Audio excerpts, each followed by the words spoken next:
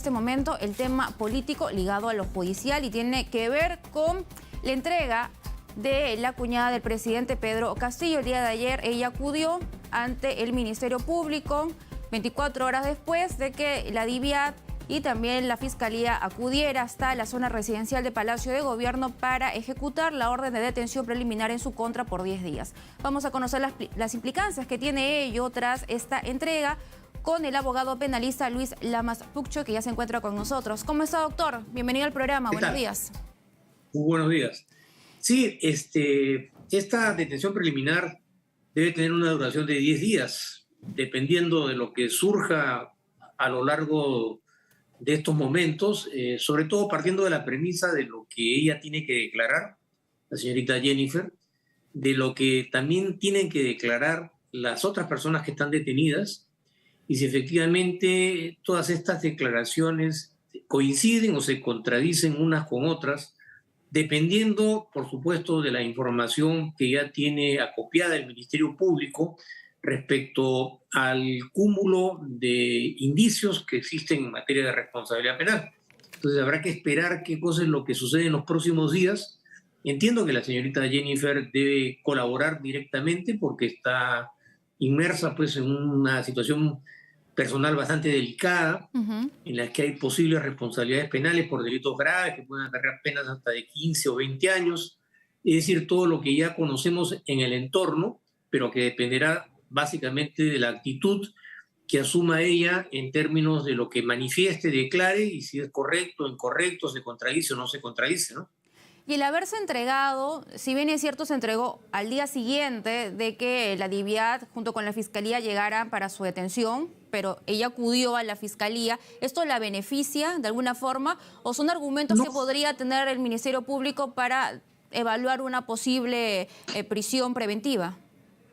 No, la prisión preventiva dependerá justamente de lo que acabo de manifestar hace unos instantes, porque si lo que ella manifiesta, declara, continúa careciendo de base fáctica, de base sensata y verídica, en el entendido de que tratándose de hechos que corresponden a varias personas, dependiendo de su nivel de participación que haya tenido cada una de ellas, el fiscal tendrá que tomar una decisión si formaliza una investigación preparatoria y si subsistiendo los elementos que motivaron esta detención preliminar persisten, entonces en esa segunda etapa, que se denomina investigación preparatoria, no podría descartar la posibilidad de que el fiscal, ante la actitud poco colaboradora de los investigados, solicite una prisión preventiva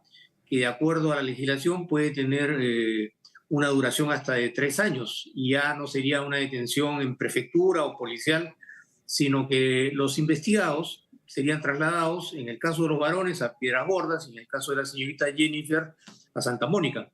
Y es importante lo que usted menciona, ¿no? Porque en los últimos años hemos visto de alguna forma el uso y el abuso de la prisión preventiva, ¿no?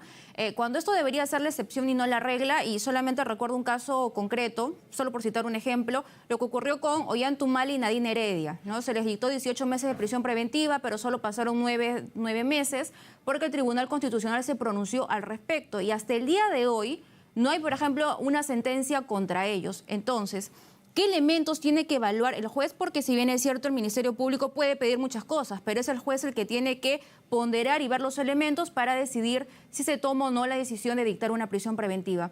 ¿Qué elementos, dada la investigación que se viene cursando a cargo de la fiscal Barreto, podrían dar pie a que el juez pueda decidir dictar una prisión preventiva? Bueno, yo no quiero hacer comparaciones con otros casos porque cada caso tiene su propio arraigo, su propia lectura interpretativa y su propio análisis. Estamos analizando acá el caso de la señorita Jennifer y partimos de la premisa que justamente lo que usted acaba de manifestar es que un juez es el que ha decidido la detención preliminar. El fiscal puede pedir muchas cosas, las partes pueden decir muchas cosas, los abogados también pueden seguir diciendo todo lo que ellos consideren pertinente, pero quien decide, en última instancia, es el Poder Judicial. Es lo que se denomina como un juez de tutela o un juez de garantía que garantiza y protege de manera equitativa los derechos de los investigados. Y justamente la detención de la señorita Jennifer es a raíz no de lo que el fiscal lo ha pedido, es a raíz de lo que el juez ha decidido. Y si ella persiste y no logra generar convicción o aclara los hechos, entonces van a subsistir las mismas razones por las que este juez dispuso una detención preliminar. Entonces, por eso manifestaba que es importante lo que ella declare, el nivel de convicción de lo que ella manifieste, la dimensión de claridad y de apreciación de estos hechos, porque también hay otros acontecimientos periféricos en el sentido de que tratándose de varias personas que están siendo investigadas, alguna de ellas ya con prisión o con detención preliminar, no podemos descartar la ley de colaboración eficaz. Y esto generaría una situación de quiebre en esta estructura aseverativa respecto a que cada uno va a tratar de librarse de la responsabilidad penal tan grave que subsiste en todo el escollo de este tema, pero por eso creo que es importante que hay que esperar qué cosa es lo que va a declarar, porque para que un juez haya dispuesto la detención preliminar es porque están suficientemente fortalecidos y consolidados los elementos de convicción, que son las primeras apreciaciones que hacen pensar y creer que los delitos investigados están conectados o hay algún nivel de responsabilidad con las personas investigadas. Entonces, eso es justamente lo que la señorita Jennifer tendría que aclarar y desvirtuar, pero que sea creíble, no solamente se trata de un dicho. Estos dichos, estas aseveraciones van a tener que estar respaldadas por todo lo que ya la Fiscalía ha venido acopiando en términos de los denominados elementos de convicción. A propósito de lo que usted menciona, ¿no?, sobre las detenciones y también la estrategia o la posible estrategia que esté utilizando la Fiscalía en estos momentos, ¿no?, de alguna forma hacer estas detenciones para provocar que alguno de estos detenidos puedan acogerse a la colaboración eficaz. Según el organigrama que se tiene o que se ha podido conocer, se tiene al jefe de Estado, Pedro Castillo, como jefe de esta presunta organización criminal y los cabecillas o lugartenientes estaría compuesto por el ministro de Transportes y Comunicaciones, Heiner Alvarado, y también el alcalde de Anguía, que tiene detención preliminar, José Medina. Como coordinadores está la primera dama Lilia Paredes y los testaferros están los hermanos Espino, Jennifer Paredes, que ya se ha entregado al Ministerio Público el día de ayer, y también los hermanos de la primera dama, David Paredes y Walter Paredes. Si bien es cierto, no para todos hay una detención preliminar, no se ha dictado así.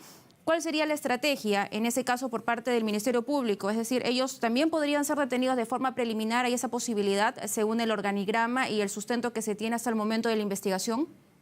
Sí, yo no descarto esa posibilidad, pero entiendo que sobre la base de esta estrategia, porque en este tipo de investigaciones necesariamente hay que disponer de una estrategia por la complejidad, por el número de personas que participan, la privación de la libertad siempre es un componente que está presente en todas estas diligencias y en todas estas actuaciones.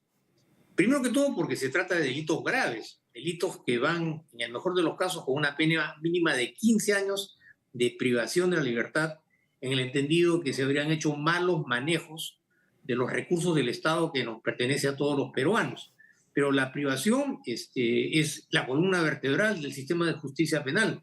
Para eso existen las cárceles, para eso existe la pena privativa de la libertad, y eso no puede descartarse. Ahora, sí, es una situación calamitosa emocionalmente hablando, de la noche a la mañana confrontar existencialmente la privación de la libertad, porque mientras uno no la padece, no la sufre, está un poco en el mundo de las teorías. Cuando tú estás ya privado, encarcelado, la situación cambia dramáticamente en el sentido de que, primero que todo, te aíslan de tu familia, te aíslan de tus seres queridos, porque la privación es un mecanismo de coerción. En segundo lugar, porque estos mecanismos de coerción son herramientas que están establecidas en las normas penales.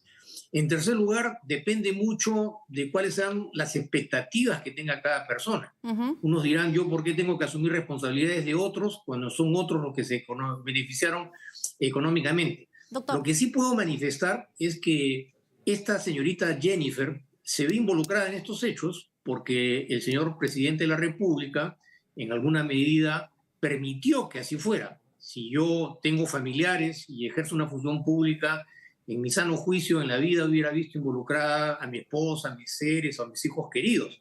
Pero en fin, ese es un tema ya de Sí, carácter doctor. familiar personal que tendrá que ser analizado en su oportunidad, ¿no? Sí, doctor, antes que me gane el tiempo, por favor, algunos señalan de que esta investigación podría incluso llegar hasta el propio presidente de la República, es decir, que la fiscal de la Nación puede abrir una nueva investigación, que sería la sexta para el mandatario sobre este caso en particular, que hasta el momento está en manos de la fiscal Marita Barreto. Mi consulta es, de acuerdo con la resolución del juez Juan Carlos Checklin, ¿no?, que permitía investigar al mandatario de forma preliminar, de acá de esta premisa desprendo dos preguntas. La primera es hasta dónde puede avanzar la fiscal de la Nación, puede haber una medida coercitiva con respecto al mandatario, y la segunda sería, el fallo del magistrado cierra la posibilidad de formalizar una investigación preparatoria. ¿Ha dejado Sí, abierta? interesante la pregunta porque cuando uno lee la resolución del juez de tutela respecto a la solicitud de nulidad a la investigación preliminar, en el considerando número 78 y 79 de dicha disposición, hace referencia a una vinculación entre la detención preventiva y la acusación fiscal. Y como todos sabemos, el artículo 117 de la Constitución Política dice que el presidente no puede ser objeto de una acusación, pero sí puede ser objeto de una investigación. Y la preliminar es parte de la investigación preparatoria. En todo caso, eso tendrá que ser aclarado en su oportunidad. Las medidas de coerción son los brazos ejecutores que la norma procesal penal otorga para una investigación preparatoria. Es decir, la investigación preliminar o preparatoria no se puede ejecutar si no hay medidas de coerción, porque no tendría, digamos, capacidad ejecutora, y por eso es justamente que la norma procesal otorga esas prerrogativas. Estos funcionarios de alto nivel no están excluidos de la aplicación de las medidas de coerción. En todo caso, dependerá cómo va a ir evolucionando la línea interpretativa para poder adecuar estas medidas de coerción cuando se trata de funcionarios que desempeñan cargos protegidos por la Constitución Política. Muy bien, doctor. Muchísimas gracias por esta entrevista, por ayudarnos a entender el panorama legal por el que estamos atravesando, al menos en esta coyuntura. Muchísimas gracias. Ha sido el Bien, doctor. otra oportunidad. Muchas gracias. Ha sido el doctor Luis Lamas Puch.